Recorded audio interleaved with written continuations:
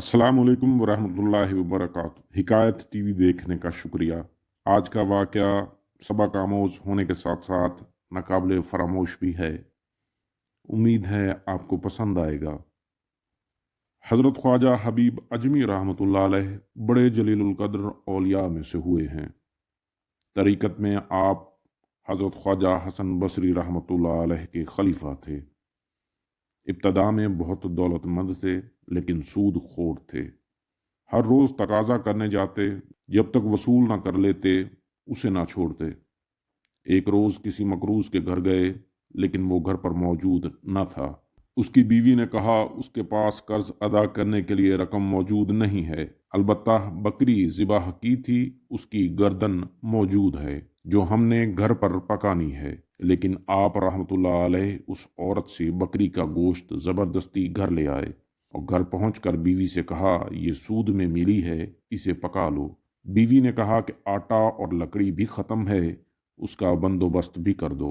आप दूसरे कर्जदारों के पास गए और ये चीज़ें भी सूद में ले आए, और जब खाना तैयार हो गया तो किसी सवाली ने आवाज़ दी कि भूखा हूँ, कुछ खाने को दो। आपने अंदर ही से उस साइल को झिड़क दिया और साइल चला गया। जब आपकी बीवी ने हांडी से सालन निकालना चाहा तो देखा कि खून ही खून है।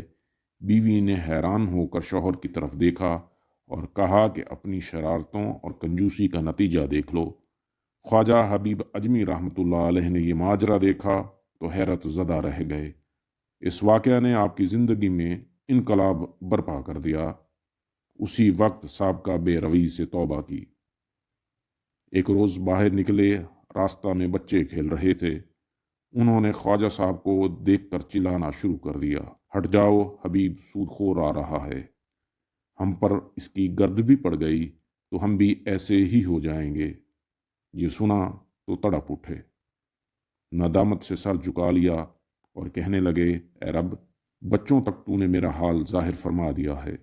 ख्वाजा हसन बसरी रहमतुल्लाह अलैह की खिदमत में हाजिर होकर तौबा की, सब कर्जदारों का कर्ज माफ़ कर दिया, अपना सारा मालो असबाब राह खुदा में दे डाला, इबादत व ज़िक्र इलाही में मसरूफ़ हो गए। कुछ अरसा बाद एक दिन फिर उन्हीं लड़कों के पास से गुजर हुआ। उन्होंने आपस में कहा, खामोश रहो, हबीब आबिद आ रहे हैं। ये सुनकर आप रहमतुल्लाह अलैह रोने लगे और कहा कि अल्लाह, ये सब तेरी तरफ से है। जब इस तरह इबादत करते एक मुद्दत गुजर गई तो एक दिन बीवी ने शिकायत की कि ज़रूरत कैसे पूरी की जाए। आपने फरमाया, अच्छा, काम पर जाता हूँ, मजदूरी से जो मिलेगा ले आऊँगा।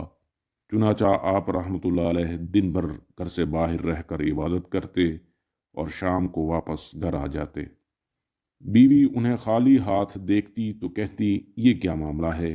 आप फरमाते कि मैं काम कर रहा हूँ, जिसका काम कर रहा हूँ वो बड़ा सखी है, कहता है वक्त आने पर खुद ही उजरत दे दिया करूँगा, फिक्र ना करो, लिहाजा मुझे उससे मांगते हुए शर्म आती है।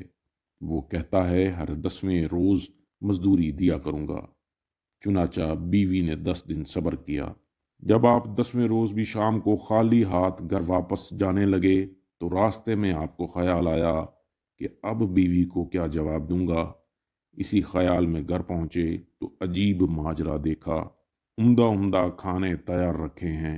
बीवी आप रहमतुल्लाह अलैह को देखते ही बोल उठी, ये किस नेक बख्त का काम कर रहे हो जिसने दिन रात की उजरत इस किस्म की भेजी और 3000 दिरहम नकद भेजे हैं, और ये भी कहला भेजा है कि ज़्यादा काम करोगे तो उजरत ज़्यादा दूंगा।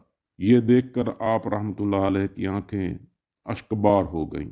ख्याल गुजरा कि खुदाए पाक ने एक गुनाहगार बंदे की 10 रोज़ की इबादत का ये सिला दिया है, अगर ज़्यादा हुजूरे कल्ब से इबादत करूं तो न जाने क्या कुछ दे। ये ख्याल आते ही खलाए की दुनिया से बिल्कुल अलग हो गए और ऐसी इबादतें और रियाजतें की कि इसरार इलाही बेनकाब हो गए। इनायत इलाही का नज़ूल शुरू हो गया और आप रहमतुल्लाह अलैह को मुस्तजाबुद्दावात का दर्जा मिल गया। वाक़या पसंद आया हो तो लाइक, सब्सक्राइब और शेयर भी कर दीजिएगा। अल्लाह हाफिज़।